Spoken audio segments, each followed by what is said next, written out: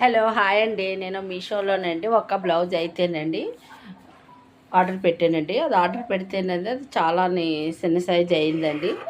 చిన్న సైజ్ అయితే అది నాకు సరిపోవట్లేదు కదా, ఇంకా రిటర్న్ పెట్టేద్దామని అంటే ఓకే అనుకున్నానండి. మా పక్క ఆవిడ అడిగిందండి బ్లౌజు. అడిగితే అబ్బా బాగుంది తీసుకుంటాను అన్నది. సరే అయితే మరి బ్లౌజ్ తీసుకో, నాకు పట్టట్లేదు, నీకైతే సరిపోతుంది అన్నాను.